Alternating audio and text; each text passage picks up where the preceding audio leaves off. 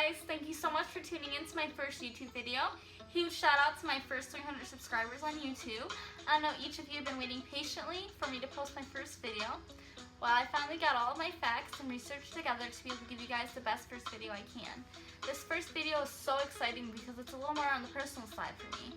I wanted to take all my research and fact findings combined with personal experiences of others along with myself and a few readings I've done to help others learn to cope with this disorder as well. So with that being said, I hope you guys all enjoy my first video. So I'm going to kind of explain a little bit what a panic attack is. For those of you who do have this disorder, then everything that I'm about to say will make sense. If you don't, then you're really not going to be too understanding, or you might feel a little lost through this next part. But I'm going to go ahead and explain a little bit on some of the things that I looked up and researched. So basically, a panic attack is a sudden feeling of overwhelming anxiety and fear that can happen out of the blue or in response to thinking about a phobic situation. There are many bodily symptoms that occur with a panic attack. Your heart pounds, your chest tightens up, your throat might feel tight or like there's not enough air getting through. You may even feel dizzy, start shaking, or feel a type of numbness or tingling sensations in different parts of your body. Or maybe you just can't breathe. You may even feel like you're dying or going crazy, and for anyone who's experienced a panic attack knows exactly what I'm talking about here. If you didn't know, when I was going through a little bit of my research, I found a very interesting fact that panic attacks are one of the most intense, uncomfortable states that any human being is capable of experiencing. So I thought that was pretty interesting. And if you're doing this, dealing with this type of anxiety disorder on a regular day-to-day basis, then props to you, because it really does take somebody super strong to be able to push through and deal with this day in and day out. So I did research a few different types of lifestyle changes. You can also Google a few more if you'd like, or read a couple books and find out what other changes you can make in your lifestyle. But here are a few that I had researched. Regular practice of deep relaxation, introducing regular exercise into your daily life, elimination of stimulants, a change in your diet, learning to acknowledge and express your feelings, adapting self-talk and core beliefs that promote a more calmer and accepting attitude towards life, and lastly, being informed on anything and everything you need to know about your disorder specifically, this one specifically. And also to eliminating any type of stress in your life, whether it be a person, a type of activity, or anything that causes stress. If you can eliminate those things, you'll see huge life changes with just that area alone. So, but I will go into more detail with those lifestyle changes in later videos. There is good news though. You can learn to cope with these panic attacks to the point where they will no longer have power over you, to the point where they cannot frighten you no more. Over time, you can make these intensity of these panic attacks lessen and the frequency if you're willing to make a few changes to your lifestyle. This video isn't orientated towards medication really, but of course there are some people who suffer from panic attacks badly enough who do need medication, and there's absolutely nothing wrong with that. If your panic attacks reach the point to where the frequency is out of control, such as interfering with work, your personal life, your ability to work, relationships, your schooling, your sleeping habits, eating habits, etc., then medication is definitely an option for you. But I kind of made this video to sort of learn how to cope with things naturally and mentally just alone. So, but medication, there's nothing wrong with medication. In a panic attack, your body goes through the same fight or flight reaction that it does in a truly life-threatening situation. What makes panic attacks so unique is the fact that these bodily symptoms occur in the absence of no immediate danger. They occur in response to situations that have absolutely no life-threatening potential. Not knowing why your body is doing this, or like trying to cope with this, can be scary or even frightening, because there is no immediate danger or any type of potential life-threatening, outcome in a panic attack, and you because there is no immediate danger in a panic attack, you may tend to invent or attribute danger to the intense bodily sensations that you're feeling.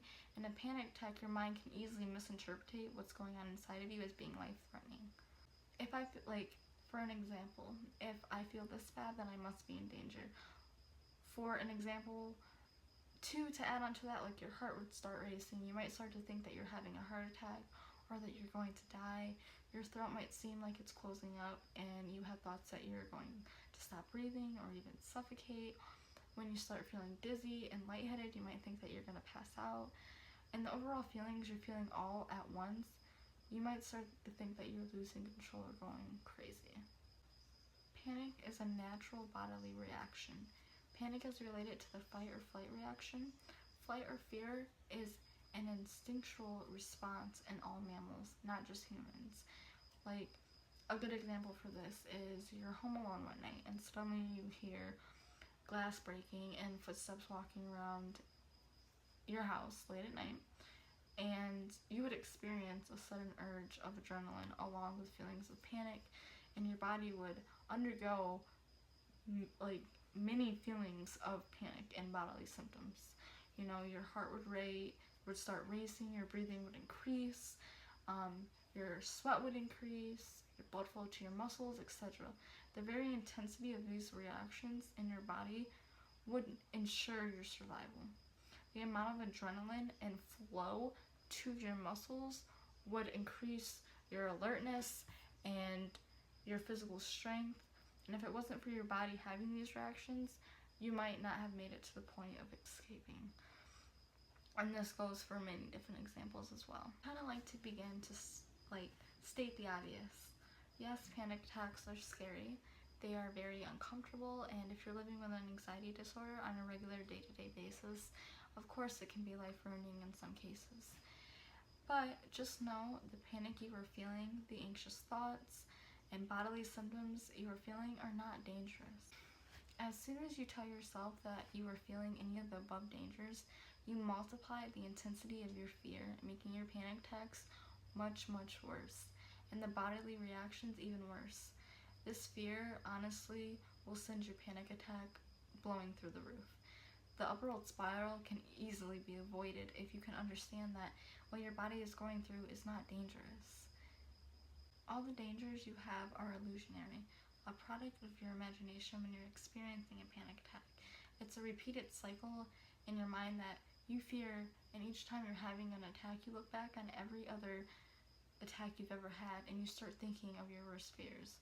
It's an ongoing cycle that you need to learn to break, because anxiety is all in your head, and it's all about how you overcome it and how you can be stronger than it and not let it win or take you over. Like I said before, many people experience a faster heart rate during their panic attacks.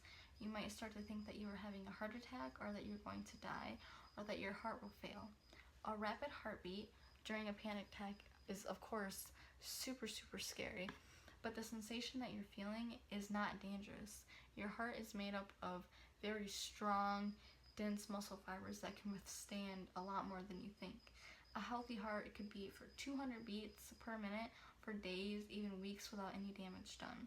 So when your heart begins to race, trust that no harm will come from it and that your heart will eventually slow down and you will calm down.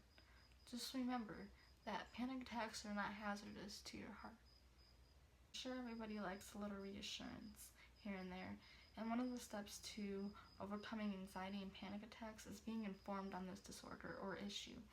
So hopefully this next part gives you some reassurance and informs you of the facts of your fears. Another common worry with people experiencing a panic attack is that they will stop breathing or that they will suffocate.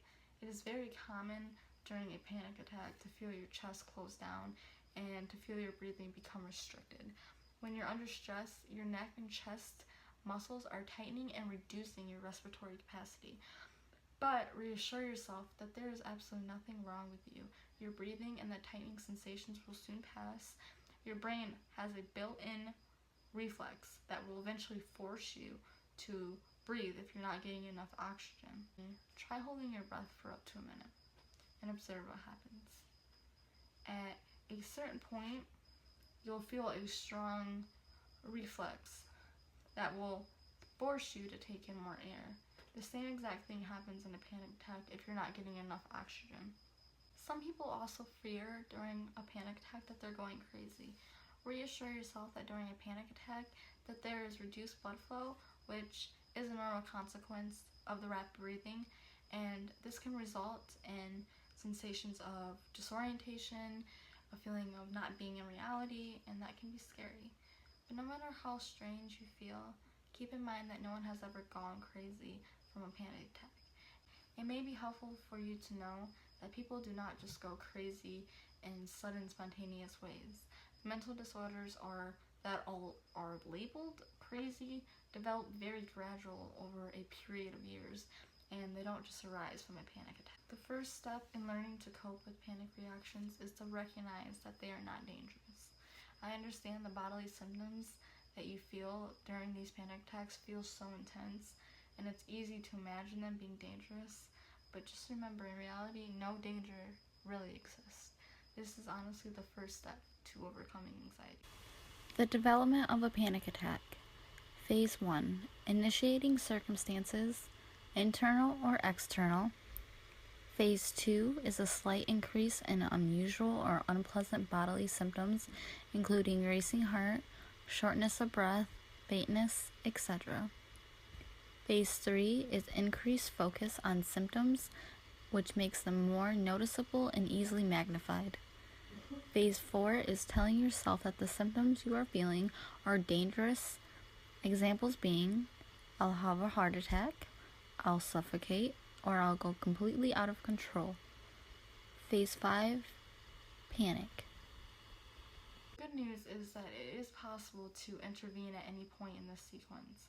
At phase 1, it may be generalized stress that leads to the initial unpleasant bodily sensations, such as the racing heart, the chest constrictions, dizziness, and so on.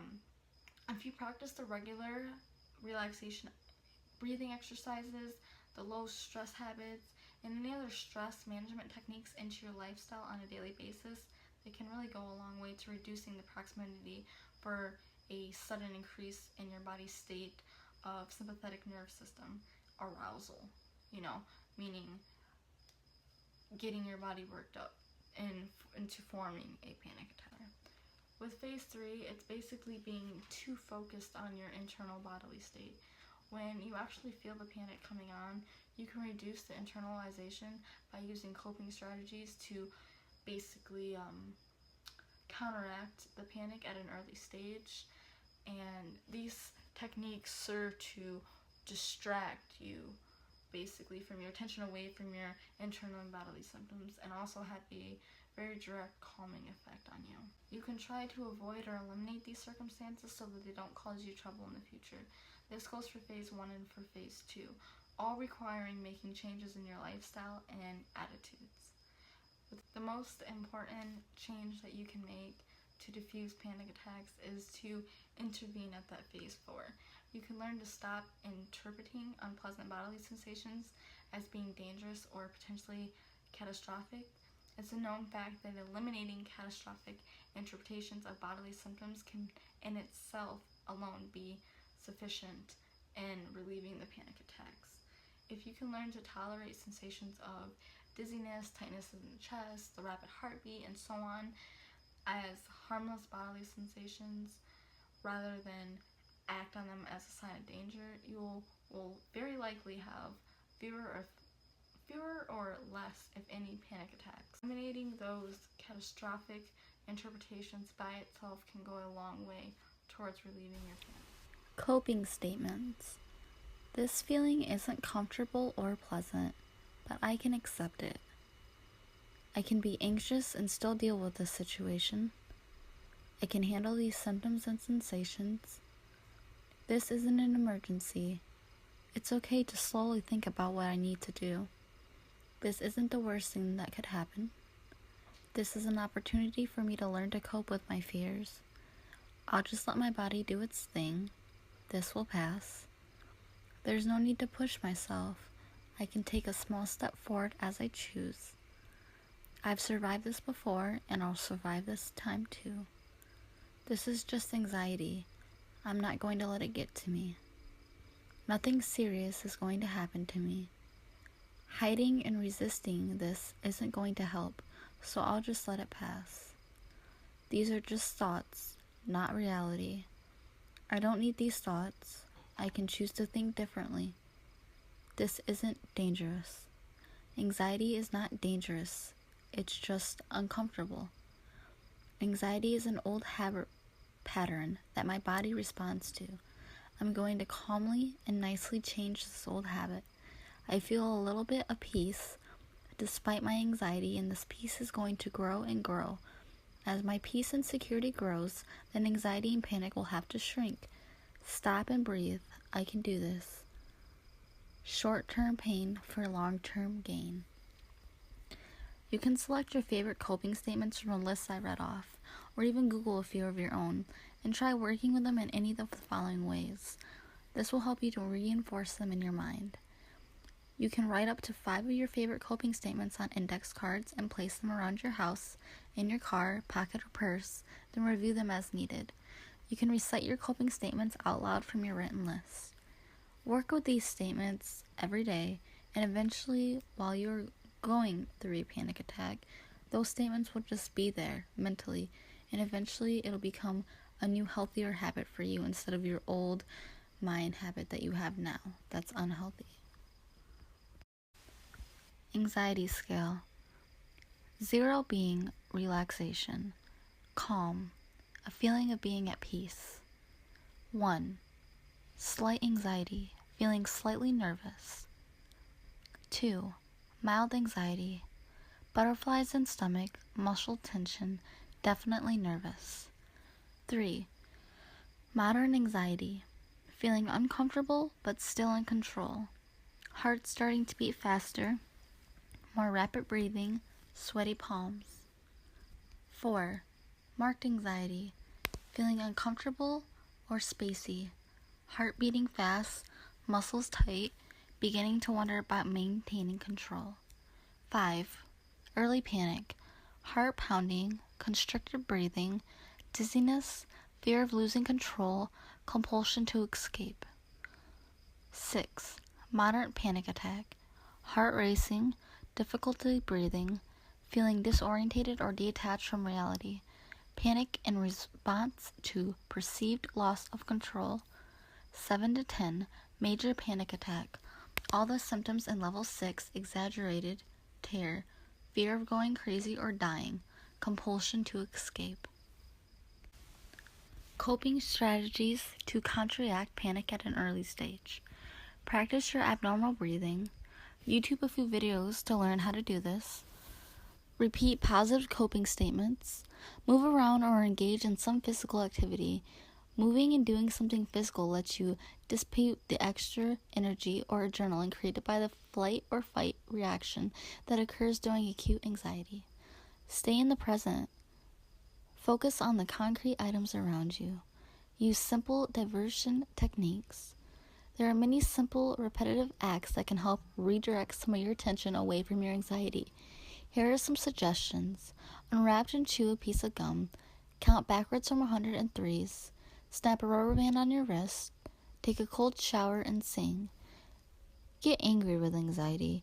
Anger and anxiety are incompatible responses. It's impossible to experience both at the same time. You could try pounding on a pillow on your bed with both fists, throwing eggs into a bathtub, blowing up balloons, and popping them. Experience something immediately pleasurable. Take a hot shower or relax in a bath.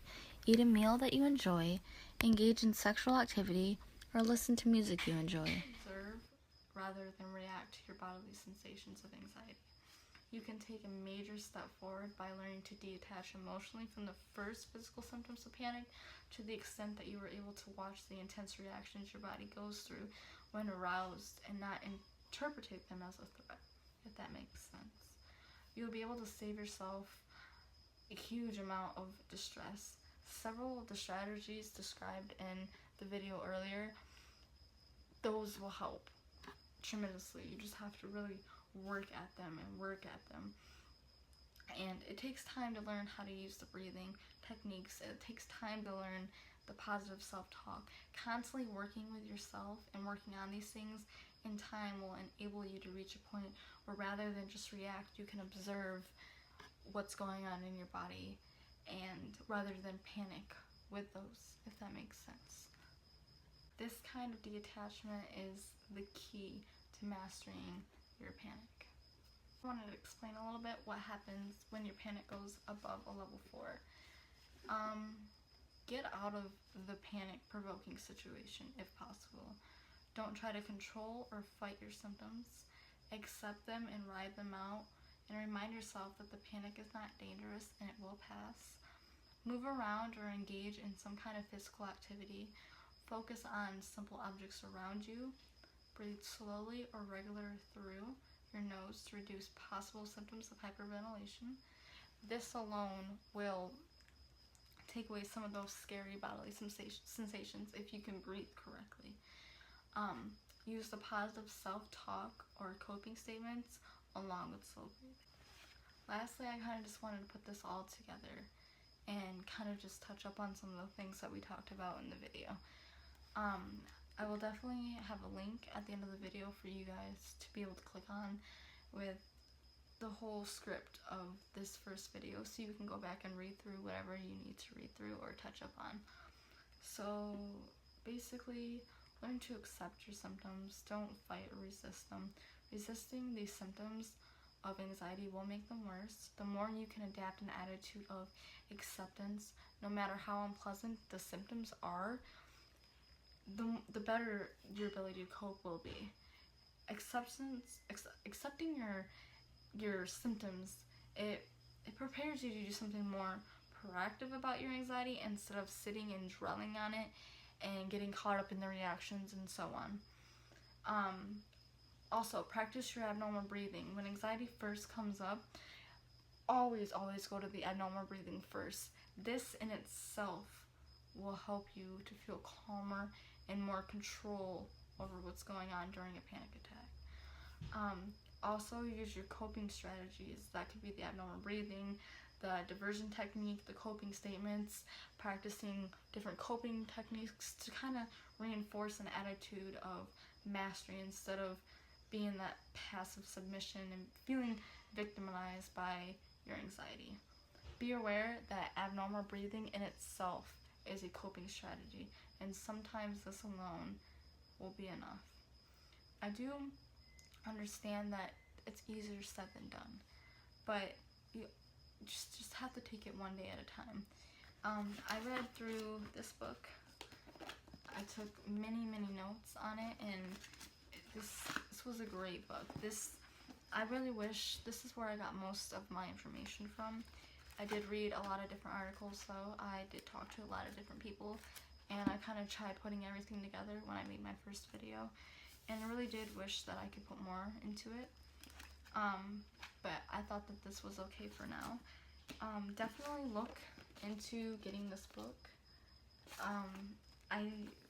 This in itself, I read this within a week, and I saw significant change immediately. So this was a really good book, and I found it quite helpful. So maybe you could look into getting this. It was like $7 or $8, and I'm pretty sure I bought this at Walmart or Meijer's.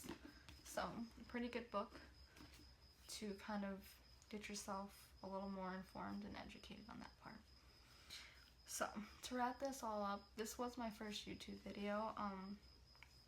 I do have many more things that I want to do more videos on. I have all kinds of things, from anxiety to loving yourself to, forgiving, just like a number of things. So I kind of thank you guys for being patient with me and kind of sticking it out throughout this video. I know it was kind of different. This is the first time I've ever done anything like this. But if you guys like this video, go ahead and like, share, comment, subscribe. I definitely will be posting my next video next Friday at 4, and I will keep that every week. A new video will be posted on my YouTube channel. So thank you guys again for watching, and I hope some of you find this helpful.